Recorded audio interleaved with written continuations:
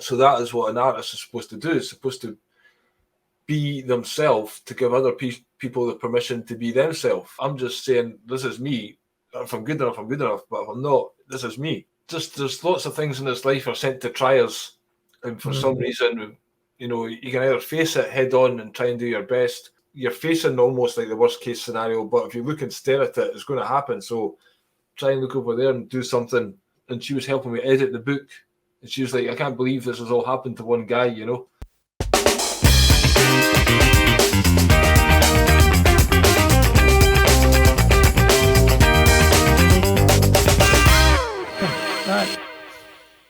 Right, welcome to the Drake Michigan podcast, and we've got my new mate Billy Watson, who got in touch recently to join us on the It's Time to Rise festival. And I remember the email coming through, Billy, and I was like, "Whoa, Billy Watson, the real Billy Watson," because I've been seeing a lot of your material over the past few years, Billy, and you've interviewed a lot of high-profile people, as well as, I mean, we're going to dive into who Billy Watson really is and stuff right now. But you've been pretty busy over the past few years. I have, indeed. You say high-profile people; it's probably high-profile in the kind of conspiracy world. Yeah. You know, kind of big names in that field, but the general public will not know a lot of them. But still, those are the interesting people I find these days. You know, they're like the rock stars of today, because they're giving true knowledge out and starting a revolution. So what obviously let other people introduce them to their work, but at the same time, it's a good chance for me to go straight to the horse's mouth and ask questions myself. And, you know, so it's amazing. I find it, especially the David Icke, when that one freaked me out, when all of a sudden it just appeared on my computer screen. It's like, oh, I've seen him in that room so many times, you know, talking there, like all of a sudden he's responding back to what I say. It's like, oh. The thing is, David Icke's been around for such a long time now. He's been in our consciousness since we were kids, really, hasn't he? So he's always been on television and been about and that. So that's true, yeah. Actually, I mentioned who doesn't know David Icke, Billy? Yeah, for good or bad, because of his image back in the day. In the Terry Wogan show. But yeah, I mentioned to him that wasn't the first time he's seen me, and he says, "What do you mean?" I says, "Well, 2 weeks after I watched the video, I was trying to form a band, and a girl gave me this tape of Turning Off the Tide, David Icke." And then I was like, "Oh well, the news is obviously talking absolute horseshit." And then 2 weeks later, he was in Edinburgh, and I went to see him. There was only like 5 people in the audience at the assembly rooms in Edinburgh, so he couldn't have missed me, basically, you know. So that's how many years I was watching him. And then to find out all these years later, you know, after being down all the rabbit holes, to then interview him. And even the gig I'd done with Comcast, where it was filmed by Iconic and meeting Jamie and Gareth. Yeah. I interviewed Gareth as well. It was just, then I'm on stage saying, you know, telling the story of David Icke's ruined my life, you know, it was all his fault. Your fucking dad. That's brilliant. Can we, before I think we'll come back to this, because it's obviously the past few years will be important in the story of what you've been up to. But what was Billy like as a child? Did you aspire to be in the comedic musical field growing up, or what were you like? Well, I was a very happy child. Basically, if you gave me a ball, that was me happy. I was big into football. I played for school teams and won the Scottish Cup with a team called Hutchison Vale. But you're saying about, I never really thought, because I was told I couldn't sing right from a young age. Right. But I used to get the tennis racket and sing in my room, you know, and like I got albums growing up, like Toya, the Beatles, and, you know, certain Madness. Yeah. I was 8 years old. Like I had this double Beatles album, I think the Red Album, and my favourite song on it was "You've Got to Hide Your Love Away," and all the rest of the more poppy ones, and I kind of went for the depressing one. That could have been the influence of my mum's country music. So my mum and dad, you know, my dad used to do lots of singles, you know, Boney M and all this type of stuff. So I was very much loved music, and I always kind of liked the lyrics of a song. And I used to try to sing to Jimmy Somerville one time so badly that I had to go to the doctors because I damaged my throat. Maybe you should have applied pliers in a certain nether region, and it might have just worked instantly. Exactly. Yeah. But So anyway, where were you brought up then, Billy? Whereabouts in Scotland are you from? Well, I was actually born in Hampshire. I actually visited it recently because I went to Dorset for the Rise Above Festival, and the way back I stopped off at Tidworth, which is an army base. So my dad was in the army down there, and I was born in the army hospital. So I lived there for a couple of years, went briefly to Cyprus, and then, because my dad got sent there, then the war kicked off between Turkey and Greece. So me and my mum fled back to my dad's hometown, which is South Queensferry, which is 7 miles from Edinburgh, when I was about 3 years old. Right. And that's famous for a big bridge. Some people might say it's a Tartarian bridge, but it's an amazing feat of engineering. 1875, they said it was built. It's on lots of postcards. It's called the Fourth Rail Bridge. Yeah. People should know it. So that's where I grew up. It was a great time. It was just a big village, just like a big play area, So I was always out playing football, hail, rain, and little shine we got, Yeah. Were you popular at school then, growing up? Were you a lot of friends? I would say I was fairly popular. I was like the class clown, basically, Yeah. I wasn't like in a bad way, but I used to get a laugh going and just be a little bit mischievous, and just I wasn't really interested in the lessons, but I'd done enough to pass, kind of thing. Yeah, I can relate to that. I was there more just for the football at the break and the school football team, and I took drama, and I was first in a year at drama. Then in the 5th year, I directed a play. So when years later I was trying to be a rock star, then I seen the David Icke video. Then I seen David Icke talked about Bill Hicks. I thought, I could do that because of the drama I'd done at school. I used to turn every serious thing into a comedy show, when I was. So that was inspiring for you. That was one of your first. Was it one of your first things that thought, well, I want to do something like that? Basically, see, even when I was playing football for Hutchinson Vale, I should have had somebody guiding me, saying, "Look, you could be a professional here," but I never took it seriously. Just like, I'm doing this, and then I kind of left them, went to another team. I was captain of them, but then just kind of faded away and started drinking, Yeah. So, and then when I started drinking in 18, 19, my friend, he started playing guitar. He had talent, and he says, I was like, they're really good. He's like, let's form a band. I was like, okay. So we called ourselves Morning Glory, entered the Battle of the Bands competition. 16 weeks before it started, I hadn't picked up an instrument. 6 weeks before it started, I bought a bass guitar and then learned these songs with simple bass lines, but was on stage 6 weeks after getting a bass doing this gig. Yeah. So that kind of inspired me to think, you can be somebody, you can do something with your life. And he had that idea. I was like, and then we had a big fallout. And then I told everybody I was going to be a rock star. So I thought, fuck, I better get a real guitar, a normal guitar. I was writing lyrics. I started writing lyrics. I thought the lyrics are quite good, but I'm shitting a guitar, but I can form a band around me that'll make me sound all right. So I tried to do that, and that's when the girl gave me the video for the David Icke. So that got me down that rabbit hole. Right. I was already taking acid and fucked up by that time because I was Nostradamus or these psychic things, but then David Icke gave me the conspiracy angle. So I was well down. So it's 30 years I've been well down that hole, but basically, stuff like that. So that aspiration, then you obviously you're quite ballsy, then, really, aren't you? In the fact that you're prepared to just put yourself in the firing line, like being a front man in a band. Because I did that, and I was never very good at. I was very shit, but I wanted to do it, and I put myself in there.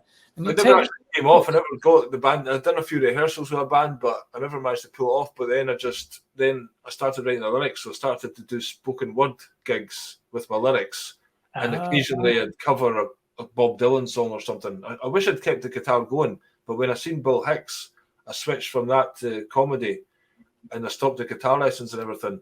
And even to this day, I only know X amount of songs. I want to increase my repertoire.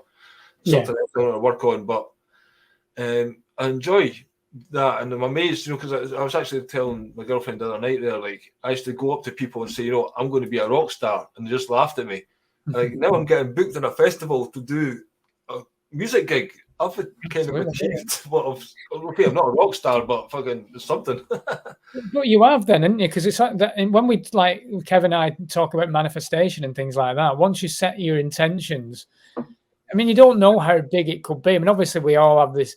When we set our intentions, we have a certain high of level that we want to maybe achieve. But when you put that out to the universe, in effect, you are getting it back, aren't you? I mean, it's nothing to say you can't go even further, can you? At this point, it's just levels, really. Who knows what further is, because the industry is all controlled, and you realise that's, you have to play the game to get in there. So maybe just doing a gig. I've got another festival a week after your one in Scotland.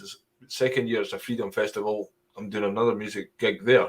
Yeah. So yeah, just enjoy these things when they come along, and even the COVID debacle and everything that happened has led a lot of people to meet more like minds that you wouldn't have met before, because you're just living the life. And I was doing comedy gigs, but not necessarily awake things. Now I can't do them anymore. But I'm meeting these awake people, so-called, in these festivals. So it's much more of my energy level, Like you say, you don't know how far that will go, though. I mean, this is just another period, isn't it? Really, I suppose, and so from the Bill Hicks thing, was it a certain type of comedy that was influencing you then? Because there's all sorts of types of comedy, isn't there? Was it Bill was very raw, wasn't he? I suppose, and very intelligent, and is that what you wanted to go down? Well, growing up, I can't talk about comedy really without saying Billy Connolly. I always loved Billy Connolly and Richard Pryor and Laurel and Hardy. So I love comedy, but when I seen Bill Hicks, because I was reading the conspiracy stuff, I was like, I could, because I didn't see myself as being like a researcher and very serious and giving people deep knowledge. Yeah. So, but I thought I could communicate that in stories and jokes. So actually, the set I done at Comcast was essentially almost the first comedy set that I really sat down and wrote about, kind of waking up and trying to start a revolution through the TV license, getting rid of that. Yeah. And I'd done it a few times back then, but it was hard to sell it, on a Glasgow night at fucking 10 o'clock in a dingy bar. So I put that in the back burner and then started telling more like Billy Connolly like stories and doing other things.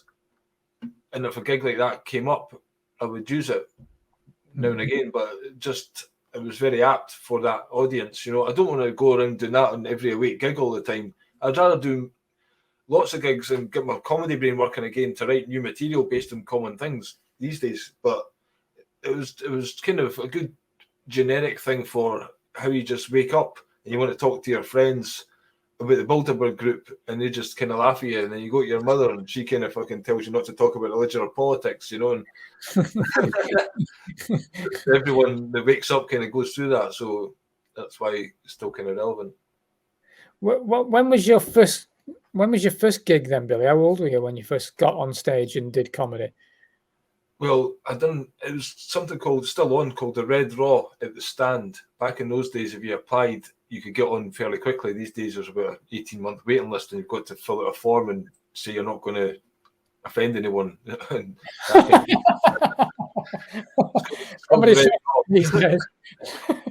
called Red Raw, but I think it's went a bit pink these days. It's not quite as red as it used to be. But anyway, so the first gig, I went on stage and I didn't realise you had to do material and stuff like that. I just thought you talk pish, so I just went for it. And I can remember talking about 2012 and the Maya and the world's going to end or something like that, Yeah. And so I came off, and there's a girl in the audience says she enjoyed that, and I thought, she liked it. And I don't know if she was genuine or not. She may have just said it because I was on stage, but one of the sound guys says, you might have wanted to have some punchlines in that. But I thought, you just practice it and you'll get better over time doing it. But they're like, no, we need a type 5. And I was like, well, I'll give you a type 5, all right. So I got barred from there. Twice. Barred twice the second time. 20 years. Yeah, brilliant. Because, again, because of watching Bill Hicks and understanding what comedy is, because I was buying books on the philosophy of Bill Hicks's comedy and what comedy is supposed to be. So I was trying to be, and still do, and that's why nobody likes me. I try to do art essentially by crossing the line and saying things you're not supposed to get a laugh of recognition, or not just be there talking about my cat food or something. Try to have some kind of substance behind what you're saying, even if it's a drunken story, some kind of point to it, or anyway. But it's very hard to do that. So over the years, I've been kind of ostracized and abused and shut down, and I've invented a character called Knob Stewart to kind of give me because when I was doing it as myself, it's very raw. So I thought if I hide behind a character, but now my beard's too long and my hair's outgrown my wig, so I do it as myself, and people are like, "Oh no, he's talking about shagging his wife, or having an affair or something like that," But that's, to me, comedy is about that. It's about having that life experience where somebody's sharing their soul and, stuff you wouldn't talk about normally, but gives everyone the permission to kind of talk about it or think about it, or, it's a comedian's job and role in society that the industry is kind of taken over. If you look at all these shows on Big Night Live or whatever it's called, these aren't real comedians like we used to have in the past. It's not like Sam Kinison and George Carlin or whoever. It's just people with nothing to say talking shite just for easy laughs that fucking So it's been quite sad seeing how comedy is being eradicated in a way, because growing up, Monty Python was the sort of stuff that I was brought up on, really, and then Blackadder and The Young Ones, and these kind of comedy shows where they could be quite raw, and it wasn't wishy-washy stuff, and it for me, Spitting Image and things like that, and it was funny. It was really funny. And then you had, like, in the 90s, you had Little Britain, which was on the edge. They really touched the raw nerves, and for me it was hilarious. It was great. And then back in the beginning of 2020, when all the madness started, they attacked comedy. They literally attacked comedy, and I think it was Matt Lucas from Little Britain came out on Twitter and apologized for his comedy over the years for offending people, and I was like, no, it's funny. It's an art form, and it's funny. I just watched an interview where a kind of a stage show with all the cast of Curb Your Enthusiasm. So Larry David, the guy behind it, he was saying basically you can't have comedy without offending people. It wouldn't be funny without that element in there. And you can't please everyone. So there's going to be people who don't like it and don't get it, but that doesn't mean you should shut it down for everyone, No, it's an art form. And stereotypes, unfortunately, are funny. I'm a small Italian man, and take the piss out of me for it because that's what I am. It's no big deal to me. That's just who I am. Fragile egos that don't want to be, can't handle any offense, And again, that's all conditioning. Even like the football, the rules have changed where you can't talk back to the referee or you get a yellow card and stuff like this. All these things in society are all conditioning people, manipulating. Or even watched an episode of Rise and Damp where it's got the Philip, I think, the black African king that arrives, and he's a king, and then Rigsby's a babbling idiot around him, setting the scene for letting the immigrants back then come in, and TV was not just there to entertain. It's got things behind it to condition people to perceive the world. So the whole woke culture and the whole politically correct culture is being conditioned, So the people like Bernard Manning are seen as evil, where maybe they were making jokes about, these people come into the country. And I'm not saying it was a great thing, but it's just a way to talk about it and laugh about it. But now if you even mention it, you're shut down, Yeah, it's a really difficult market for you now, isn't it? Because I think, again, if I go back to that period of 2020 when there were statues being thrown into the in Bristol, I think it was, and various other crazy stuff was going on. They started putting like disclaimers on comedy shows. So if you were watching a Monty Python film, it would be like, you this could be very offensive. You know, maybe you don't want to watch this because it could offend you. You know, it's like, what? These are classic. They're trying to change it in 40 Towers. They're trying to take out the major saying wogs, and I think John Cleese recently they asked to change a bit of the Monty Python, a bit about being a woman. You know, one of the guys wants to be a woman. Fuck off. Take that out. He said no, but you know, again, it's these people with the agendas and the control room, whatever they're doing, they're just changing the way young people especially think.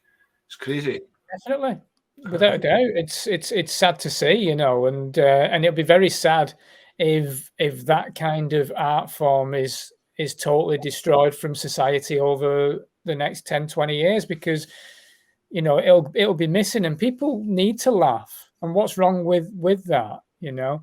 It is the offense thing. It's like, stop being so offended. Yep, I mean, it's like, it's just unbelievable.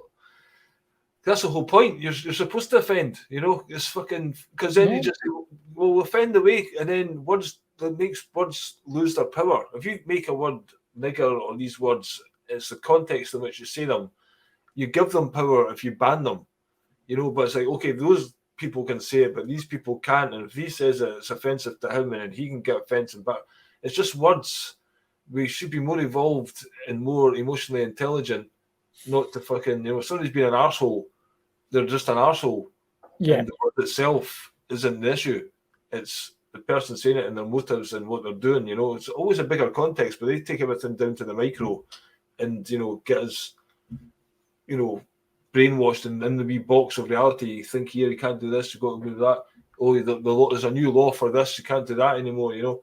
Instead of us, there's like a veil over humanity that all the lies are just in everyone's head. You know, there's a bubble to get bursted for people to see the truth in the bigger picture. You know, we're all here. Why don't we get on and talk about why we're here and what we're doing, where it's going, and, you know, who's got the power? Every day we're feeding this beast, but we need to create another system or something in the meantime. But in the meantime, it's not looking good. But people don't seem to notice and continue without asking any questions.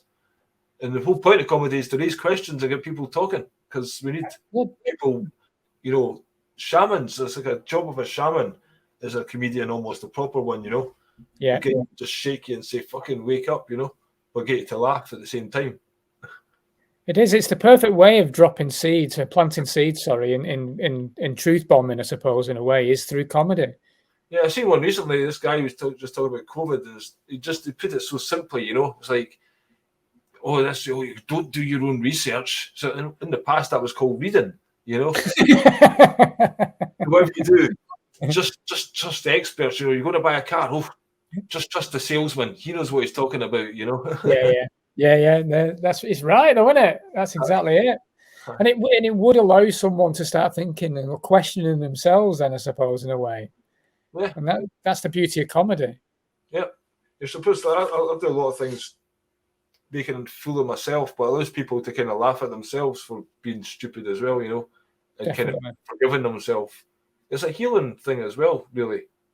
You know, comedy. It is. You know, well, laughter is the most amazing because it raises your vibration, doesn't it? That's the thing. It's a great healing modality, if you want to call it that. You know, there's nothing better than laughter. If you're feeling shit and you watch something that makes you laugh, you're lifting your spirits up straight away. That can only be a good thing.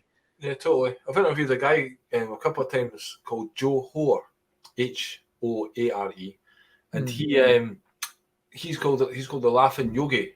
So he does workshops on laughter, you know, and I've never done one of them, but I think you're forcing yourself to laugh, but even that I think would work, you know. He's got a book about it, the Laughing Yogi. So it's a kind of Buddhist spiritual. He was friends with a guy called the Barefoot Doctor, who I interviewed, a guy called Stephen Russell. Yeah. He did Tai Chi and all that kind of stuff. So he combines that spiritual thing with laughter. So there's a whole lots of people doing it and feeling really good. If you get used to laughing, you know, even was interviewing, I was just laughing away, you know. Yeah. There's nothing better than that. Can I ask, Billy, when you started gigging, when you did it the first time, were you out of school then? Were you in college, or what were you doing? Yeah, well, basically, the rock star thing took me till I was about 23, 24. Still trying to get the bands going and stuff. Maybe started when I was about 21. So a few years trying that, and then it was about 25, 26 when I first tried stand-up comedy. Right. So were you working then as well? Yeah, I worked in a chemical factory from when I was 17.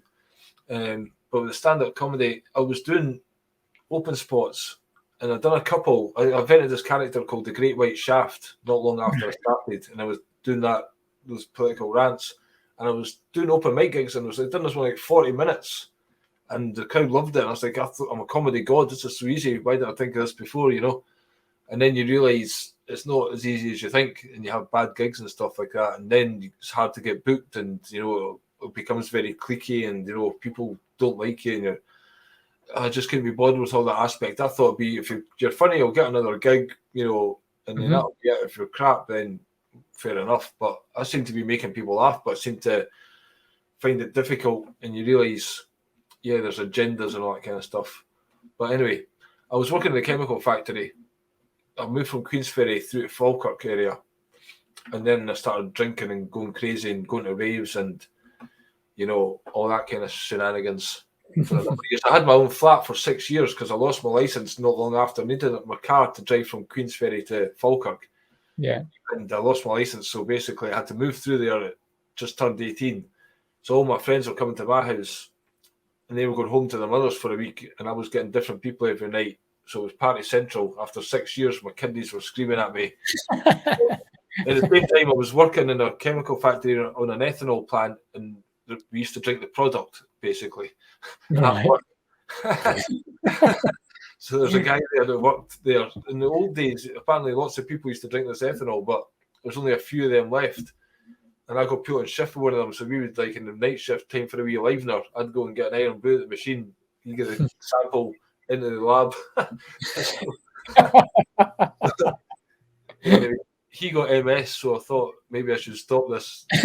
Oh my god! Was work just a side thing though? It was just a means of being able to go and do the things you wanted to do. Was it just a prop? Really, I got an apprenticeship, so I was in a chemical factory. I had the same job as Homer Simpson. And quite a well-paid job, but basically I took voluntary redundancy after 14 years because the night shifts and stuff was taking my toll, and my first wife had health issues. So I didn't want to spend my whole life in that factory. I wanted to have some life experience. My mother wished I'd stayed there, because I would have had money and a decent house, etc. by now. Well, I would have had one then, but I just... the money was good because I was going on holidays, I was going to lots of gigs. I couldn't believe people would survive with a family of four and half of my wages. And I was one guy in a cheap flat, and every month I was skint, but I was having a good time. But I wish I'd saved it and invested it. Anyway, I was drinking a lot of it and, just being wild and crazy and thinking, you're invincible. And then basically I went down to see the Rolling Stones, and I met my first wife the night before in the nightclub, and basically I got married a year later to try and escape my friends because the drinking was fucking out of control. Didn't I?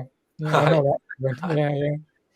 Yeah. When you mentioned before about so you could be doing gigs and you're making people laugh, and then you'd have bad gigs, and how did you personally react to those kind of things where you were maybe not getting a gig? Was that something you had to work through, or were you confident that you would get back on the road again in no time? How did that work with you? Well, there's different people, so there's different gig opportunities. So if somebody doesn't like you just wouldn't get a gig with them again. Right. But hopefully, I always managed. There was always like open mic nights and stuff like that. So even if my face didn't fit in the comedy world, in open mic nights, they can't stop you, at least the first time, So I'd go and just, I just done what I could and tried to do the best I could. And when it got to, something happened just before I moved to Turkey in comedy. I had a big fallout with a promoter. It was very, very public. I was doing a Knob Stewart comedy act, it was a gong show, and the promoter got people in the audience to put the yellow card up to get me off, and I didn't think that was very fair. So I had a bit of a rant, and then I got through to the final, and I had a bit of a punch up on stage. Really, yeah. It was a kind of fake because he gonged me again, and I just fucking hammed it up, you know, and done what I needed to do to make the event a success. And then he's in between this bit, he's saying, "Oh, what you're doing is genius, you know, it's fucking promoting the show really well." And then at the end of it, he wouldn't shake my hand. I was like, fair enough. So then I exposed him because I was making all these videos in my garage for 2 weeks, ranting the fuck about the whole situation. So I'd done this big expose and putting in all these videos, and then I fucked off to Turkey. Says that's me completely burned my britches and Scottish comedy now, went out with a bag. I came back a year later for the festival, and this Australian comedian stops me in the street. He says, "Are you not Stuart? You're not Stuart." I said, "Ah." He said, "This promoter, his wife's, what you done was genius. His wife's left him and stuff because I exposed him. I nailed his balls to Australia, basically." And so people sometimes to this day still say, "Oh, you're Knob Stewart, I heard of you," and that shit that went on back then. So that was me. And various other times I've been the black sheep of Scottish comedy for various other things. So now I don't try to get gigs there. And also the audiences, it makes it harder these days as well. I really need an audience that, like, for your venue or Rise Above or the one I'm going to do soon with Kate Hopkins and Speakeasy, where I can say whatever the fuck I want. Yeah. Cool, you know, because even I'll do an open mic gig in a bar and the audience don't know me from Adam, and there's like one little bit, it might be a tiny bit raw, and you'll always get someone terrible, you know, and rumblings of discontent, you know. It's just like, fucking hell, give us a break, you know, and that's me trying to take it easy. But yeah, so I just accept the fact, to me, doing comedy, you should listen to your own sense of humour and do what you think is funny, not try to please the audience what you think they think is funny. So if they like you, and if they don't, they don't. And I accept a lot of people won't like me and find me offensive. So I'm just trying to find folk that like me, and then I'm going to try and do my own gigs.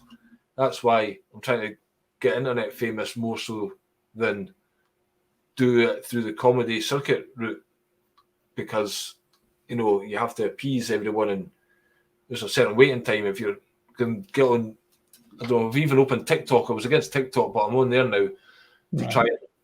Because I've got lots of video, and that's a place for video. So if people see me performing gigs on there, then I can maybe start to do my own gigs. I'd like to do my own tour. Ideally, I don't want to do my old comedy material on that now. Ideally, I just want to be given an audience with a big room and all into it, and give me a microphone for 2 hours and let me rant, see what comes out. You know, without just forgetting comedy. Just let me do a shooting the shit episode. I'll just fucking go for it. There'll be a couple of laughs in there, but it won't be scripted material. There's different things for, you know, I couldn't get away with that if I went to a comedy club, because it just says cunts fucking, unless it was just got them in the right mood and like the rant aspect of it, you know. But I would like to build up to that sometime where I could get people coming to see me, where I could just do whatever, bit of comedy, bit of ranting, bit of poetry, some slideshows, and, you know. So it's a proper Billy Watson show then, really. I've tried a couple. I've actually got a show in the Edinburgh Festival just now, and for the first 2 nights, nobody's turned up, which is a bit dispiriting, but I've got 4 more nights left. The venue's a wee bit out of the way and stuff like that, but anyway. That must be tough. But saying that, I was just thinking before, when you mentioned about just doing comedy that makes you, or you'd find funny, what, you know, that in itself must be tough to overcome, because you're always trying to get validation, aren't you, from others. So to be able to be strong enough to go, no, I'm just doing it this way because I believe in this. Because you can end up with like an imposter syndrome, can't you, in a way, and going, oh, I'm doing it wrong, and then you're battling yourself and your own psyche and stuff. So have you had to deal with that as well, or have you just been confident? Well, I like people, especially recently, because Sinead O'Connor died, but I've always been an admirer of her, and she's been talking in some of the interviews recently, and it just is like me. What she says is, when I write poems or anything like that, you're kind of writing to yourself. I'm writing for myself almost. You know, like I find this funny, I'm writing that down, or that line works for me. You know, I'm not thinking, oh, this audience is going to like that, so I'm going to write this that way to try and make them. So that is what an artist is supposed to do. It's supposed to be themselves, to give other people the permission to be themselves. Yes. So, like, if I was doing what I was doing in the 70s, maybe like Billy Connolly, people would have liked it more, you know. Or maybe I'm just shit and I'm just, you know, whatever, I'm talking shit and I'm not good enough. That's a possibility, but I'm just saying, this is me. If I'm good enough, I'm good enough. But if I'm not, this is me. And that's why I put my material into books and stuff. And now, just because I want to say I'm gone, you never liked me when I was here, but if you're interested, that's the kind of shit that I was thinking when I was alive, and that's my legacy or whatever. Yeah. So yeah, we'll touch on that then, Billy. So how many books have you written? Because I know that you have written a few books. Yeah, my first book was in 2012. That was a mixture of funny and serious poems. That is no longer available because those poems are now in other books. Right. So I've got 4 books out just now, and I'm working on finishing the 5th one. Basically, one of them is funny poems and lyrics and written in Scottish. That's called Buck and Cunny Funt. One of them's a collection of my comedy skits on different topics like work, football, sex, politics. That's called Politically Corrected. And 2 of them are poetry books. One's in a narrative style, and that's called Plain Facts. One's like philosophical, spiritual, more lyrical poetry. That's Duality or Love. And the last one I'm doing is basically, I've done a comedy show at the Edinburgh Festival in 2012 called Sex, Drugs and Marriage. So I wrote a kind of my story of my life and for the stage. So it's called Jokes. It's not a typical autobiography, but it tells little bits of crazy shit that's happened to me in a chronological order. So I'm working on just doing the final edit on that. I tried to get ready before the festival, but I wasn't able to do it. So once that's done, that takes me to 2012. I might continue from there. Yeah, but I just wanted to get all this stuff off the back burner. And then, right, that's it. You've done that, I put it in a book, and then I want to start writing new shit. But I'm doing that many different things, and now I don't get time to do what I really want to do, because you've got to do internets and websites and social media. Back in the day, you just done a gig and had the material and you had it in a Word document. Bob was your uncle, you know. Yeah. You've got to spin many plates now, haven't you? That's the thing. To try and get reach, because you're up against it. It's such a big market, but yet saturated at the same time. And then you're shadow banned because of the offence that you may be putting out there, and the controlling narratives and this, that, and the other. So you know, to become, like you said, if you were in the 70s, you're just more accepted, aren't you? It's not about like, you know, I think you know that you're more than good enough. It's just the fact that you're more accepted because people are more open to that, and there's a culture that's different there, isn't there? You've got a culture there that will, like a working man's club, for example. They'll do the day's work or whatever, and then they'll go and enjoy a night with a couple of pints with the lads and enjoy a comedy night. And maybe that's changing, unfortunately, which again is very sad. The way cultures, society's changing. Yeah, that's where my humour is aimed for, really. You're every day, because that's me. I'm just being me, you know, and I'm kind of even a lot of, like, I got a reviewer once in the festival. She was a student, and I think somebody reviewed her review. He gave me a 5-star review, but she gave me a 1-star review for the same show, because just an audience member took umbrage with what she said to me, just saying she was judging me because of my accent and what I was talking about. But you can be clever, but talk like that, because, you know, but if you have a posh English accent, it's not the same, you know, people don't view you like that. It's just because I was talking rough in a Scottish accent, you know, which was very much looking down on me. And again, she wasn't appreciating, I'm kind of talking every man, I'm being myself. I'm not trying to be somebody I'm not. And I'm exposing myself and all my flaws, and, you know, because we're all human. I don't think she could handle the amount, because I was talking about my first wave getting cancer and stuff like that. And, you know, it's hard to make that funny, but I was being quite, saying crazy shit. Like the NHS gave her free wigs. That was quite good because I could pretend I was shagging a fresh pussy every night. Her hair fell out of the keyboard. Well, that is comedy though. Again, even, you know, laughing in the face of pain is what it's about, isn't it? Because otherwise, if you're just accepting the pain all the time, then, well, you may as well just give up, aren't you? Because you're just going to be miserable and depressed, aren't you? So if you can switch that and laugh at it. Well, exactly. That's the whole point of the show and the book.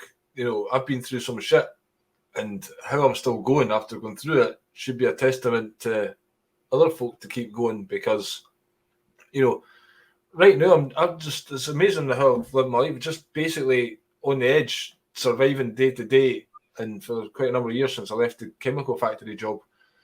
And once you go through lots of shit, you kind of lose the fear of fucking most shit happening, because you've kind of, well, fucking shit will happen and I'm still here. Mere shit will happen. Exactly. Exactly. You do lose that fear. I agree with you completely. You know, when we chatted last time, I told you about, you know, we lost the pubs, we lost the businesses, we lost everything. We ended up in social housing, and it was like, okay, well, what's the worst now that can happen? Because it's pretty much there, and it freed me up. I'll be honest, I felt relaxed then. Aye, it's just like, well, fuck it, I'm still here. Man, the universe will take care of it somehow. You know, like, just there's lots of things in this life are sent to try us, and for some reason, you know, you can either face it head on and try and do your best. You got methods for dealing with smoking or drinking, or some people use these things, whatever gets you through the night, but you still got to get up and do what you can do, and the next day make it a bit better if you can, and, you know, try not to let doom and gloom, because some people are very much, you know, worst case scenario, and it's hard to be around people like that, because you're facing almost like the worst case scenario, but if you look and stare at it, it's going to happen. So try and look over there and do something to stop that. Yeah, because we're all our own worst enemies, aren't we? We can be our own worst enemies anyway, or we can just push ourselves forward. And the mind is a trick all the time. You know, it's always tricking me. It's like this festival right now. I know that I'm X amount of money down, and if we don't sell X amount of tickets, then we're going to be very much down in our pocket. And you can't help but look at that worst case scenario. But I'm also going, but you know what? That is the worst case scenario. We've got potential here to actually break even. We've got 2 weeks to go, and I'm looking at that as the positive. And if we do well on the bar, then you know what? I might end up with a couple of quid in my pocket at the end of it, and everyone's had a great time. So that is still a reality of it.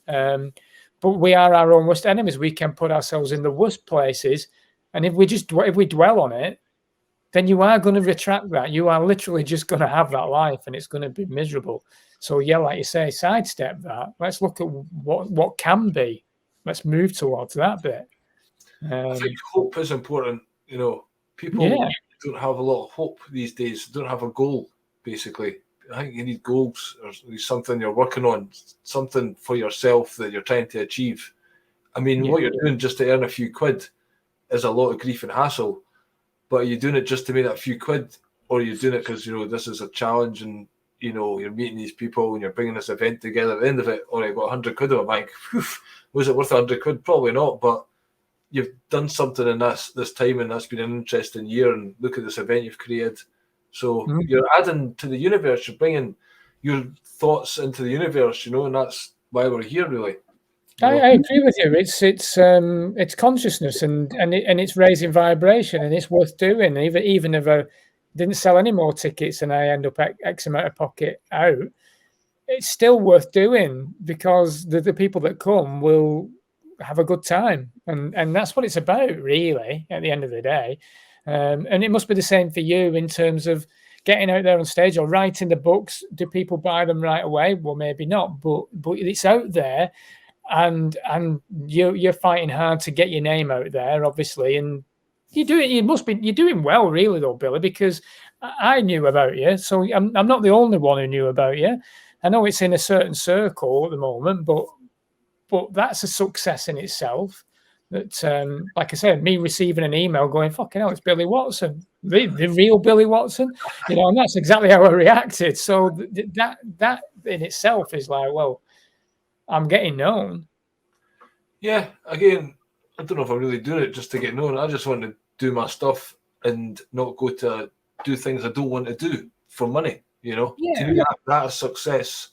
And if getting well known is part of that. Obviously, I need that being an entertainer. I need an audience. I like to be more well known because then more people are appreciating what I do. It's not like I'm an architect and nobody sees me drawn away in the thing, and that's what I love. So I'm not chasing fame for fame's sake. I want to be well known so people listen to my work or who I'm interviewing, and to get that out there, to get a laugh or to enjoy a poem or just to entertain or I just want to do what I can do to be myself, so that when I die I can look back and say I tried my best, and that's it, really. Yeah, but it's art, though, isn't it? It isn't. It's art what you're doing, and people artists often don't sometimes don't see what they want to see during their lifetime. It comes afterwards sometimes, unfortunately, with art. It's a funny one, really. It's not the cut and dry 9-to-5 job, is it? But ultimately, you don't want to, and I totally appreciate where you're coming from as well, because I'm the same. Don't want to do the 9-to-5, don't want to work for the man, want to do stuff for me that I think benefits me personally, but also benefits humanity in some shape or form. Yeah, that's it. If we all done that, the world would be a better place. We wouldn't need all this fucking bullshit that's coming at us like a steam train. Well, yeah, no, I totally agree with you. Can I ask, though, regarding the writing books? I'm interested in this because they always say that everyone's got a book in them, kind of thing, and I've always thought, well, maybe I have, but I wouldn't know where to start. So how did you get going into becoming an author then? What drove you there? Yeah, well, basically, it's just a collection of things that I've done over the years. So back in the day, when I was trying to be a rock star, I was writing lots of poems. Yeah. And they developed into more narrative style poems where, like, I'd want to talk about the virus or whatever. So I start talking about Nicola Sturgeon, and I talk about Stefan Banka, and so I've got those two different books like that. Yeah. And then there's too much for one book, so I'll separate those two different styles. So that was just a collection of them. The funny poems was a collection of Nob Stewart and funny poems I've done for that, and the lyrics, the songs have changed, so I put that in another book. My politically corrected, that's all the comedy skits I've done over the years, so I just got ideas, put them into sections, and then the section kind of came together. Like, there'd be different bits that were kind of unrelated, but once they're all together, I can make it structured into a start to an end. But it wasn't written like that, So that was that. And then the Sex, Drugs and Marriage one, that's the only one I kind of wrote from the start, because I was going to the festival and I said, right, I need to do a new show. I don't want to do my own material again. I've got 4 months, so I just wrote memories of my life, or like a start to finish, things that stuck out over time, and then started putting punchlines in it, and then rehearsed it, and then performed it for the first time as an hour a day at the Edinburgh Festival, because I've been living in Turkey for 11 months. I used to live there, not perform, turn up at the festival for a week, 3 weeks, say, hi, I'm here, do a bit of comedy, get some stuff on video, and go back to Turkey and twiddle my thumbs for 11 months. It's a long story why I went out there, but yeah, so that's how the books have come together. As I said, that the Sex, Drugs and Marriage was the only one I kind of wrote as a one long narrative, and then just took it apart so that I've done them on stage. I wrote what I thought was a punchline, whether it was at the time is another story. How did you get them published? What route would you go for that? Yeah, I was trying different people. I had one guy who was basically tell me I gave him all the material. It's going to be ready next week. And then about a year and a half later, it still wasn't ready at all. So I just abandoned that. And then this other guy called Peter, who runs a book publishing company, he'd seen me perform in Edinburgh. And I was shocked, the whole audience and his crowd, but he loved me. And he liked that shock value. So he basically helped me edit the first one, Buck and Cunny Fun, that I done. I gave him the material, so we worked together, really getting that up to speed. It took about 8 months working with him just to get that how I wanted it. And then he gave me the software that he used to edit it rather than him helping me with the next ones. So I managed to do the next 3 in the back of it. Right. And then once you learn how to publish to Kindle, what's it called? KDP, whatever it is, Kindle Publishing. Right. I just published them in there myself. Right, okay. So basically there's no publishing company promoting it, and I've just quietly released them. I've hardly sold any, but they're there. Yeah. And did you design the artwork for the covers as well yourself, or did anyone jump in on that? Peter recommended somebody on Fiverr, so I've got this person there, and I sent my girlfriend gave me the picture, the photo. We took some photo for the first one, Buck and Cunny Fun, and then kind of said want some tartan on it, and she came back with that designs like that looks good. The other ones I just gave her the title. A couple of them were happy. Change this, change that. I've not really. It was only 20 quid I spent, so I've not really busted the bank on it.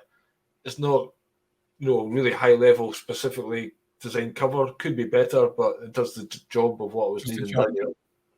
But it's something that people could think about, because a lot of people, if they might be doing the same kind of thing and wondering, how am I going to do this and this? But Fiverr is an option for some people, isn't it? There are people out there. It's just tapping into that market of. Yeah, I mean, it's even a service I could do if people want me to do it.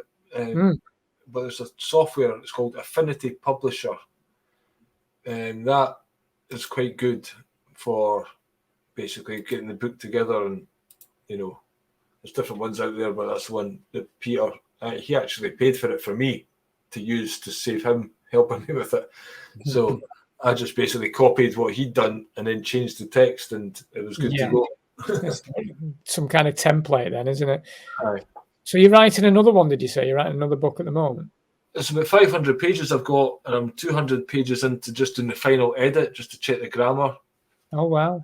And yeah, so it's basically written, and it's just a case of the book, the cover is ready as well.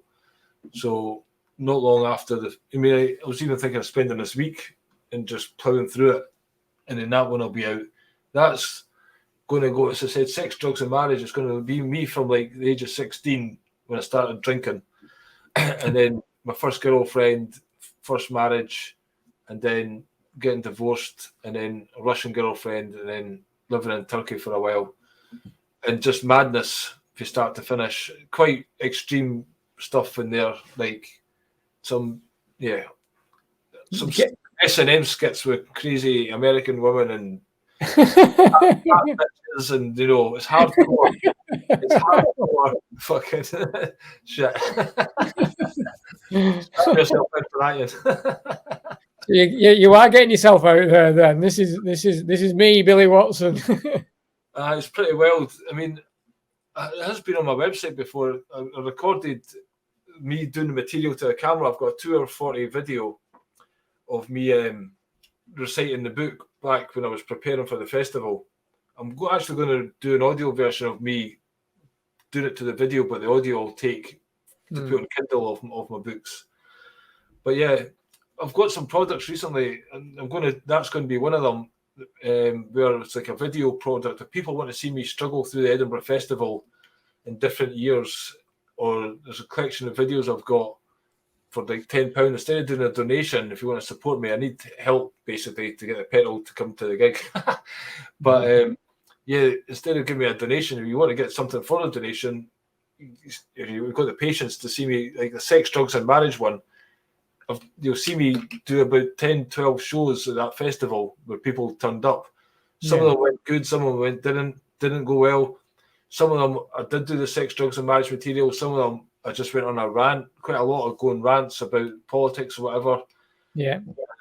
because the festival was very hard, and yeah, so anyway, that's just an idea for people if they want to support me. And yeah, I was being quite honest. That's me doing that material there, and I'm going to share the Sex, Drugs and Marriage skit of me rehearsing it as well. But I've added more stuff to it since then.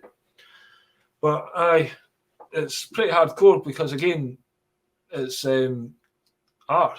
It's me just trying to make fun of or tell stories about the madness that I lived through.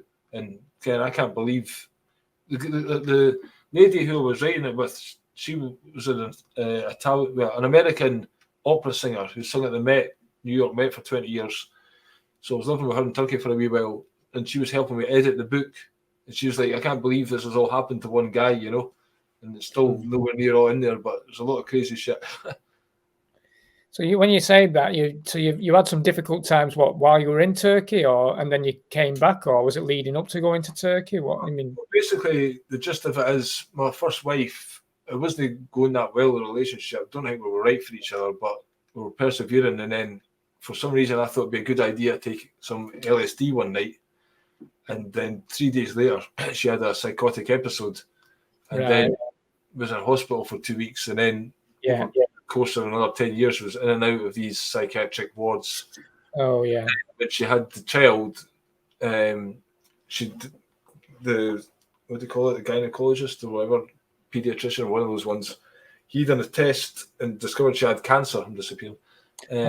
So then she had to get surgery for that, and then her mother came to live with us, and then she got chemotherapy, and then went back to Turkey, and then she had another episode, and then she broke her back, and then couldn't leave the bed for a year, and all these kind of things. So that's the story. It's hard to make that shit funny. Yeah, no, again, I get it. You know, I get because I've talked to you about my partner's health issues, you know, and it is tough. It's because that takes over your world then as well. Aye, it was pretty mad, really. Honestly, like even in Spain, not long after my son was born, she had another episode, and I was in Spain by myself with a 6-week-old baby in my arms for a week. I'm like, what the fuck? What's going on? These women came to help me, or the estate agent that got me the flat. She came in with a couple of pals and said, "You're right," and I just burst out grin. I was like, "Fucking, what's going on?" You know, and yeah, again, that's all the shit I've been through, and it toughens you up. And it does. It doesn't. When you're in that midst. It's like you can't see the wood for the trees moment, isn't it? You can't see anything. What were you like then at that point? Were you just acting on instinct and plowing your way through day by day? And yeah, I mean, basically, I left the chemical factory job and then decided I would go because I wasn't getting comedy gigs. I wanted time on stage, so I thought I'd be an entertainer in Mallorca. So I went out there, and my ex-wife had to rent the house out and then come to Spain while she was pregnant and have the baby out there, which was the ideal and pretty crazy thing to do, you know. So that wasn't a very wise move, you could say. But yeah, we were out there ourselves with a newborn baby, and she was having mental issues. And then we went back to Turkey. I had a property there, and so her family was there. And yeah, just having to deal with that, her getting surgery there to take the cancer out, and then she wanted to go back to Scotland to get chemotherapy. They didn't need to give it to her, but they wanted to make money for her anyway, so they gave her 3 batches of chemo. And her mother, who couldn't speak English, she was there. She was majorly stressed out. I couldn't speak Turkish. So I had her for 9 months, and then I said, enough's enough, and sent them back to Turkey. Then I wanted to try again for the sake of my son, so I moved back out there. Right. Then it wasn't working out, and I thought, right, I just got a job in as a estate agent, so I told her, you know, it wasn't working out, but I'll leave you, but I'll stay here to be close to Ellis, my boy. And then the next day she had an episode, and then she escaped from the mental ward that we got her in, and she broke her back and busted her leg up. So that was her in the bed for 9 months, learning to walk again and all that stuff. So yeah, I couldn't work in the estate agent anymore then because I was having to look after her, and yeah, having to deal with that. So eventually she got better, and I stayed there so I could be close to my son because I didn't want to just abandon him, but I didn't want to take him from her. Yeah. So, and I came back for about 8 months in 2014, but I couldn't get a job easily, and I missed my boy, so I went back there for another 3 years, and I met another Turkish girl and got married, and then that wasn't working out, so I got divorced. Seen the signs this time, and then brought my son back here in 2018 because he wanted to go to college and stuff like that, and the education there wasn't that good. So I got him back, and now he's torturing me here. He's been with his mother for 9 weeks in Turkey, but he's back soon. It's no easy, you know. No. It's not easy, because at the end of the day, you've got to still, even though you are looking after everybody else, you still got to look after you as well, and you've got to find space and energy for you and for what you want to do in your life as well. Otherwise, again, you get just consumed. Well, that's what I feel like I've been doing. I've been trying to please everybody else all these years, you know. I've had this thing in the back, what I've been wanting to do. I've not really, you know, now I'm barred from everywhere. It's like the only people who give me gigs now are English folk. It's like yourselves rise above. Michael Bernicia, he's coming up to Edinburgh. And then the people in Mirth Control, they're giving me gigs here. But if I ask Scottish folk, it's just like, not that guy. There's another incident happened. I went to, when I came back from Turkey with my son in 2018, the second time, I went to a comedy class to see this girl who took it, and she's a fan of me in the past, and she gave me gigs and says, love your stuff, whatever. So I went to see her again, and I'd done the course just to kind of get back into it. In the second week, there was a thing about do something from the newspaper. So the guy I was with in the exercise, he chose something about the Holocaust, and then he performed it, and the teacher says, oh, that's good, at least you never questioned it. So I was like, well, why can't you question it? Not the fact that it's a Holocaust. Surely comedy is to question everything. Yeah. Said, you can't question the Holocaust, or the audience will hate you. And I was like, but, you know, and then she's like, oh, what do you think? You know, do you think the Holocaust ever happened? And I was like, well, I think there's more to know than the official story. And then she didn't like that. And I was just like, oh, well. And then this other guy says, Billy, you better shut up now, or else me and you're going to have to go outside. And I was like, well, who's the Nazi now then? So I had to leave that course, basically, and the word got around that I'm anti-Semitic. Oh, they throw that about very quickly, though, don't they? So that was me, basically, at that point. And then, obviously, during the debacle of the Convid, and even recently, somebody was going on there in the Scottish Comedy Forum saying, oh, look at me, I'm a tattoo artist. And 3 years ago, I opened back up with the aid of all these masks and sanitizer and perspex glass, and I used it for publicity in the Daily Record. Isn't that good? And I went, well, no, really, mate. Isn't that good? You know, considering there wasn't fucking in the first place. And then all the numpties come on. So you saying there isn't any COVID, you know, what people are dying, blah, blah, blah. And then basically I get ostracized from there again.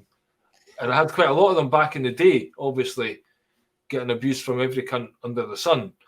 And you didn't get any apologies, or I don't even know if I figured it out yet, you know, but no, but it is like the strangest of times, and obviously you're trying to forge your ambition to get your voice heard and your art form out there, and it is the hardest time to do that as well. So to achieve what you're achieving is, you know, we always talk about levels, don't we? We want to reach more and more and more.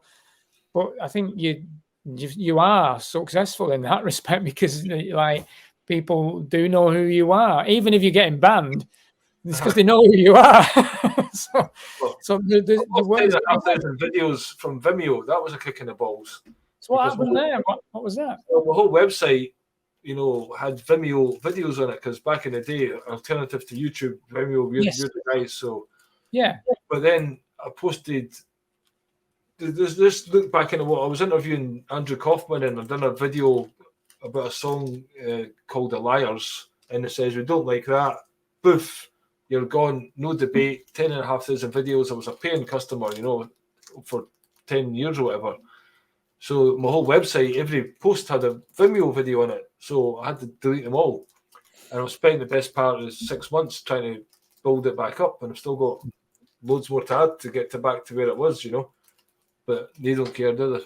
And then obviously YouTube strike you quite a lot, so I gave up posting theirs. You have to play the game to get on there. and Facebook shadow banned me, and I got deleted in there, so I lost 7,500 followers there. Wow. So these things are, major setbacks. So I had to upload all my videos and then get all the software. I spend a fortune on it. And the thing is, you talk about art. Yeah, I'm trying to do art, but I'm trying to leave a better world. That was the idea. Yeah. The idea was so that's why I interview these people or whatever.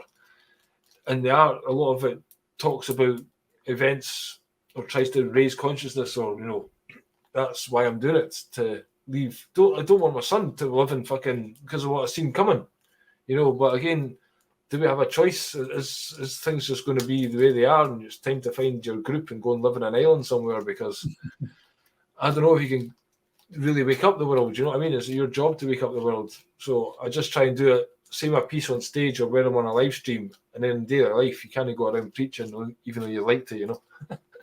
You got to play your part and the way your soul fits in, doesn't it? I mean, I was the same in my situation. It was like, am I going to defeat what's coming on my own? No, but I'm playing my part, and you've got to just do your bit, haven't you? And I think more and more people are finding their place as well and doing their bits as well. So again, it's about, we hope's a funny thing. You don't want to rest on your laurels kind of thing, but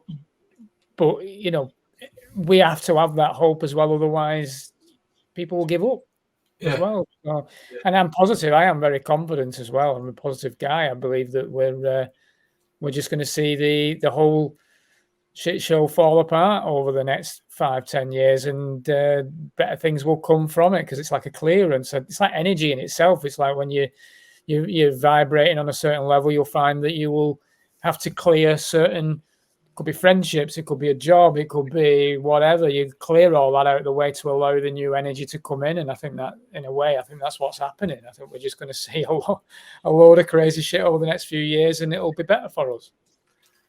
Yep, I like your optimistic viewpoint. So we've got to be. Otherwise, it becomes tougher. It's like trudging through bloody treacle, otherwise, isn't it? Because waking individual people up is not going to be. We've tried that; it don't work. Like getting your comedy out there would be beneficial. That's what. That's it. You have to realise that it's the start of a Sinead O'Connor, album, that quote about accept the things you cannot change and have the wisdom to know the difference, kind of thing. So, yeah, try not to get. Back in the day, I was probably get a lot more frustrated, ranting at people, but wake up. But you have to get to. After that, you just realise, well, you're wasting your time. So just do what you can and affect the people around you and try and keep a good energy for them. And absolutely, everyone's working on themselves, and the only way the world's going to change is if people work on themselves. And if you talk about success, I'm doing what I can, but I'm the only one that can make my world better, because it's a reflection of me and my energy, So definitely. Somebody could try and help somebody, maybe give them an opportunity, but the person would have to walk through the door, and they have to be it and be right for that opportunity. And you earn what you have. Like people say the world's not fair, but a lot of ways it is. But the systems aren't fair, but somehow the universe, you have to learn to play not their game, kind of your own game. That's what I try and do. Somehow, I've been doing different jobs just to try and get by, and because I lost my job through fighting COVID for standing up for the truth in that one. Last week, for 2 weeks, I've been driving an ice cream van. It's like I never thought I'd be doing this, but I couldn't face going into a whiskey factory again and doing that stuff on the line. It's just demoralising. You'll feel like a robot. So it's like, well, pick and choose, and that's served me for a while. But I'm going to be a postman soon. I'd rather not. I'd rather people signed up to my website and I could do what I want to do. Yeah. Well, definitely. I mean, it's a good opportunity to say what about your website then. Tell us about it and what you're offering there. Well, again, I've lost a lot of posts on there, and I interviewed all these people, and ideally I'd like them all to have it for free, and I was making it available for free, and I was getting people to sign up, but it's not really enabling me to fund all the stuff I need to do to keep it all running. which is the idea to people to contribute. And if there was more people contributing, I would do a live shoot in the show. I do a live show every night. I do more live streams. I get more people on it. I'd have time to upload my older comedy. I'd make videos for my poetry. Basically, my website's a collection of different things I've done over the years. Even when I lived in Turkey, I videoed my life there, and I had a website called Antalya Living. So all that's incorporated. It was incorporated in my website. Again, people might come to say, "Oh, I'm interested in the interviews, but I don't want to see his life in Turkey." But I mean, I can understand that. It's just, this is me. This is what I've done, and I share my life. You know, and these, you know. So if you want to see, like, if I was into Bill Hicks, you know, and then he was sharing parts of his life, walking around doing a tour, I would be interested in that. Definitely. Oh, 100%. Backstage of Billy Watson. That's what it is, isn't it? Like my family growing up over the years, I even got a section in there. I had 52 videos called EW, Daily Amusement. That's my son's initials, where he started his first video when he was like 10 of annoying his father, you can, by putting shit on me or whatever. So the videos are him just bugging the shit out of me on video. So it's quite funny, just family life. And so that's what I do. And basically, it's £10 a month for the membership. I'm thinking of, when I've got £100 together, to get this affiliate thing, so that people could then maybe sign 2 others up and then get it for free. So that would maybe, you know, encourage people to spread the word and build it up, you know, and then form a community, because I've even got a community board on there, and I've got people, some of my previous guests are in there. If that community board got active, you know, because you can talk to each other in that board, and you can have video calls with other members. Right. It's got various features on it that, again, it's sitting there. If I had more time, I'd invest more in it. I didn't have to go and drive an ice cream van for 12 hours, you know, things like that. It is that catch-22, isn't it? It is like you need money to pay the bills, but you want to get the right messages out there. And I totally understand. You know, at the end of the day, unfortunately, in the systems we're at, we do need money to get by, and there's nothing wrong with us earning money to live the life that we want to live. Yeah, I mean, more people supported me. You know, I'd go tour around Scotland and stuff like that. Like, that's what I've done. There's different places I visit, and, you know, or go to gigs and video the gigs, because I've videoed different concerts on there. You can see Primal Scream. There's, you know, lots of different things, Blue Radleys, and various gigs I've done over the years. Yeah. Technically, I'm thinking I should put that in more public side of the website, because I don't want to be seen to be charging for other people's work. Yeah, I understand that. You mentioned something before, which I thought was an absolutely brilliant message, and that was, you know, the whole point of being responsible for yourself. No one's going to change this for me. No one. I'm the one that's in charge here, kind of thing. You know, my own life. You know, so that's why I don't really ask for donations. Well, I should ask more. I'm not very good at asking for money and chasing money. You know, I guess that's an aspect of myself that I need to look at. But yeah, I would like people's help, but at the same time, it's not their responsibility. You know, I don't like pressuring them. The thing's there. If they want to do it, I make it available. But yeah, I do see it's up to me, really. So I'm not blaming anyone else. You know, I understand times are difficult. You know, I'm not bitching at folk, "Oh, you're not paying me money," whatever, you know. Oh, no. I provide value, so they want to do it. But yeah, I do what I can, basically. Yeah, and you're doing great, considering, like I say, you know, in this mad period of time, we are shadow banned as soon as you say anything, and you've been banned everywhere in Scotland. So the fact that you've, you know, you're still making plans to move forward and get your art out there is testament. Well, I've got an interesting gig coming up, apart from yourself, obviously. Oh yeah. I've got one with Speakeasy. It's kind of one of these comedy nights where you can, back in the old days, you can say what you want and people will enjoy it, not judge you for anything out of place. Perfect. That's going to be up in Edinburgh soon with Jojo Sutherland, who's quite a well-known comedian up here, and Katie Hopkins.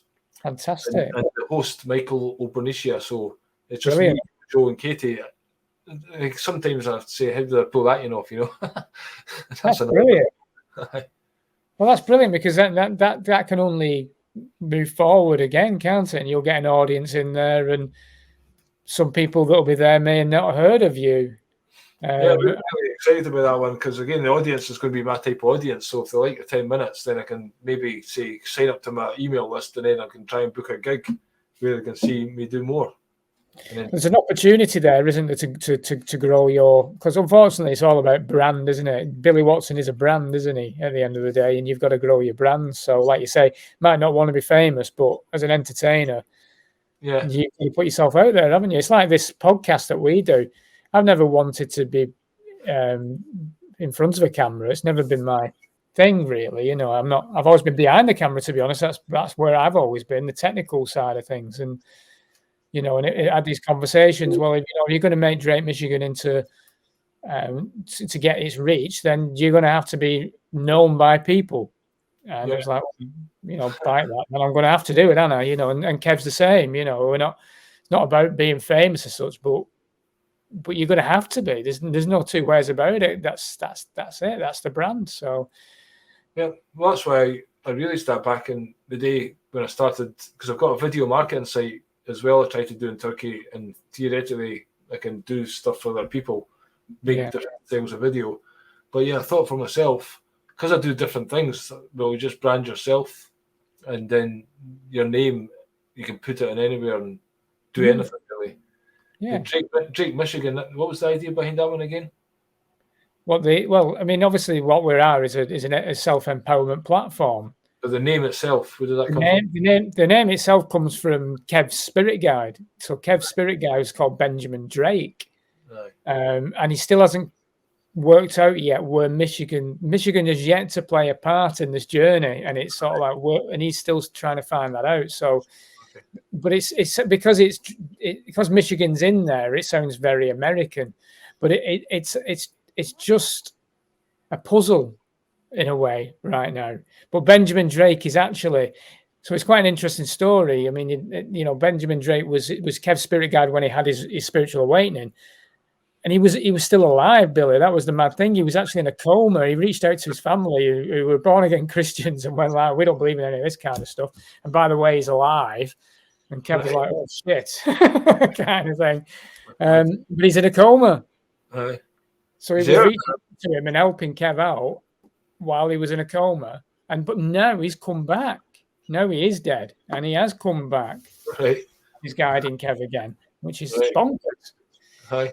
So that's where that comes from. But yeah, it's very difficult to, I think, when you humble people, to put yourself out there. It's because you get people spouting off, you know. Some people just shout all they want and they get what they want, you know, because they're blasé about it. So yeah. Oh yeah, well yeah, but you know what it's like as well in terms of, and you'll be very good at it, I would imagine, because when you're in the comedy, you're going to get trolls, haters, this, that, and the other don't agree with your. That's something that we're having to learn ourselves right now. Is you get silly comments and silly messages that come through and can be quite spiteful and quite nasty, and you've got to rise above that, clear that in a way, clear that episode, and move forward. How do you deal with it? Well, again, I've been kind of the black sheep and that for that many years. So you're used to it. I say it's water off a duck's back. I mean, occasionally I'll take the bait or whatever and just fight back. It depends the situation. A lot of times I just delete it, you know. If I can't, I just say fuck it. But yeah, don't let it get to you. I mean, I'm used to it by now. It's part of life. You can't control other people. Can't control what they think. There's fucking arseholes out there. I don't see most of the. See if it was somebody like yourself or something saying things, you would be more concerned.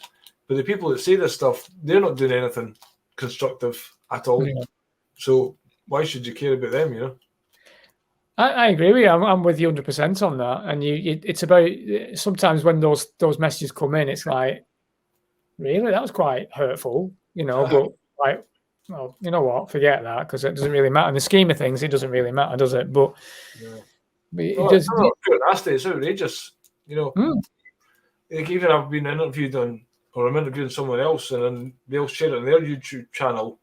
And then people will start having a go at me about my accent. I get that quite a lot, or for just various things. And I'm like, I've fucking arranged this interview, and it doesn't just happen by magic, and I have to prepare it and all that stuff. And you just come on, want to abuse me for whatever reason, Let me see your channel. Let me see 0 videos on it. Yeah. What is it you're doing to make a difference, and this, that, and the other? Yeah. So what's happening now then, Billy? You're coming to us in a couple of weeks, and then you've got your speakeasy. And have you got anything else lined up, or are you gonna just be getting the feelers out? I've got those two. I've got 4 nights left at the Edinburgh Festival starting tonight, so we'll see if anyone comes tonight. Yeah, third time lucky maybe. And then I've got something called the Free Fest. It's a freedom fest. I've done it last year. They've done 2 sets at this kind of farmhouse with lots of people in the kind of truth movement, all the musicians. So that's a really good day, a full day, family day. So I'm looking forward to that. That's on come back from yours on Monday. Thursday's the Katie Hopkins gig. Saturday's that gig, and then on the Monday I'm interviewing David Icke. Brilliant. That's nice. That's all that's in my plans now. That's my calendar. Obviously, our festival's so much bigger than interviewing David Icke, but it's. Yeah, I mean, I think I mentioned I interviewed him before, and yeah, it was mad, surreal, and actually that helped me get going the last time, because I was going to just record it on my privately, and then it says, "Oh, we'll go on Facebook," and it says, "Oh, right then." So and then I plan to go live on a private page on Facebook where no one will see it, just so I'd have a recording of it, a backup. But then I pushed the button and I went live on my page, and next thing I'm talking to David, I'm live, and I'm like 10,000. It got to 100,000 views. Whoa! So that helped my page get lots more followers. I bet it did. Because I've lost that page, it's still sitting there, but Facebook won't let me get it back because somebody hacked my account and I can't get my profile back, so I can't get my page. So I'm thinking this time of streaming to my second page, and maybe building some followers back up. But back then, because it was during the virus time and everyone was locked in and he was talking about it, people were on it and it got shared a lot. I don't think it'd be quite the same this time, but we'll see. Well, you got to try, haven't you? That's the thing. And but can I ask you, Billy, how did you go about? So during this period, you've decided to start from comedy. You started doing podcasts and interviewing. I actually interviewed people back in 2006 when I first started. Oh, really? A video camera. I interviewed a guy called Kieran Butler, an Australian comedian. He came out and supported me when I had the argument with the guy over the Gong Show. So then I interviewed a couple of musicians that I knew, and then interviewed the Barefoot Doctor when we went down to London to see his show. So that was like 2006. That's on my website. Yeah. And then I interviewed the shaman, and also then, because I took ayahuasca with a shaman doing various times, so I interviewed him. And then I got involved in a site called Comedy Chords, and I interviewed Paul Daniels, the magician. Oh, yeah. And various other people, Tom Stade and various other comedians, Justin Moorhouse, and a guy who was on fucking Terry Alderton, who was in EastEnders for a while. So I did those interviews back then, and a couple more over the years. But really, when the COVID thing started, then I'd done the Shooting the Shit show, and I started an interview with Mark Steele because he was talking about before I knew about no so in detail. I didn't believe him, but anyway, that got me kicked off then to go back into it when I'd done the Shooting the Shits. So I got Don and David, who were talking about no virus right at the very start, May 2020, for their book What Really Makes You Ill, and I interviewed them 2 or 3 times. Then that enabled me to start getting other people like Andrew Kaufman, and I just kept sticking requests out there saying, I've interviewed these, you've fancy coming on the show. So I've just built it up, and especially down that health field, Amanda Vollmer, Mike Stone, Michael Wallach, could go on quite a lot of the people. The guy just in the end of COVID, Alex Seck, I've interviewed him. I'm doing him again in November. He's one the other day I've got booked in. So yeah, I don't know how I've done it, but even Kelly Brogan and just well respected authors and other people like Conspiracy Music Guru and various other creative people. I just take the opportunity and reach out to them, and some say yes, some say no, but the majority say yes, and I can flannel. I might not be an expert on what they're talking about, but I'll let them say their piece, and I'll learn something, and hopefully people enjoy it. Well, we're as an interviewer, we're not the expert, are we? We're not. That's the thing, isn't it? The expert is the person that you're talking to, isn't it? And we do learn. I've learned so much in the past few months in starting this. It's brilliant. It's good, definitely. And again, it's also good to introduce yourself to their audience. So yes, definitely. Part of it as well. Yeah. So get on to Billy. What is your website called anyway? Is it billywatson.tv? It is, yeah. It's supposed to be Billy What's on TV, but people it's got a big O in the logo. Yeah. But anyway, What's on TV. .tv. I thought I was being fancy doing that, but it costs $60 a year for the domain rather than $10 a year for the .com. So I've been helping people signed up as well, pay the hosting. But anyway, yeah, again, if people would sign up, or again, there's a donate button, or if they want to watch, we put a products page in there. I'm going to add more different collections of videos in there. So if people don't like some other stuff, but they want to not subscribe, but they want to just help out with a $5, like there's a couple of products in there. And then they might get a sample of me and want some more, or if not, fair dues. So what we're going to expect when we see you, Billy, in a couple of weeks? What's your plans? What you're gonna do? I'm going to try my best to fucking make it look as though I know what I'm doing. Has a guitar in my hand. I can't wait. I'm looking forward to it. As I said, I've got jokes of me doing like how I can't sing and going to an opera singer and her trying to teach me and me feeling miserably. So I don't claim to be a singer. I just 3 chords in the truth is what I go for. So it's just some fun songs that I've changed the lyrics to. Maybe 1 or 2 I wrote myself, and hopefully you can understand my accent and enjoy the I don't know. It's going to be crazy because I'll be shitting myself. I don't know. I feel like a bit of imposter syndrome with these type of things because, it's like all these musicians and me with my guitar, I'll just sit in my house and I'll do a wee gig now and again. I know all of a sudden I'm on at a festival. I'll pull it off. I've done it before, and I'll be all right. But I just think, fuck, it's mad. That is great. It's again, you're putting yourself out there. I mean, it's like if you don't take risks, if you're just going to live your life in a complete comfort zone forever. Well, punk is all about basically, people, Sex Pistols inspired all these people to pick up a guitar and have 3 chords and start a band, Yeah, so as soon as I learned 3 or 4 chords, basically, I changed the words to some Bob Dylan songs and went to spoken word nights, so everyone started doing them. Yeah. And, so I've been, now and again, I get the guitar out and have a blast. I'll try and maybe throw in a funny one, but the rest might be more kind of conspiratorial. And I need to do it more. I really need to spend the time. It's something I want to do more, build up a whole collection of songs. So I actually want to go busking, but I'm scared a little bit to start singing my no virus songs on the street, Because we got a punch in the mouth.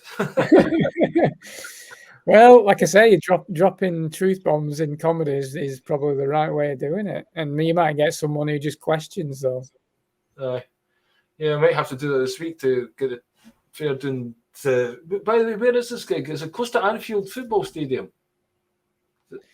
No, it's in Leyland in Lancashire. So it's Google Maps, and the thing that it pointed to was it looked like it was close to Anfield. No. I'll send you a map. It's close. It's sort of in between Chorley and sort of Southport. So I'll send you the full details, and you come and join us on the Friday night if you can get to us on the Friday and spend some time with us.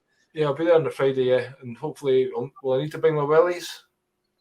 Well, you never know with the weather forecast, but it's been pissing down for like 2 months, hasn't it? Well, a month at least, weeks. It's been, and I went to the ground this morning, and it was pretty wet, but obviously it hasn't stopped raining. I'm hoping it's going to dry out a bit, but yeah, I think let's be honest, it's very likely to have some wet ground, but fingers crossed, though. Fingers crossed. Yeah.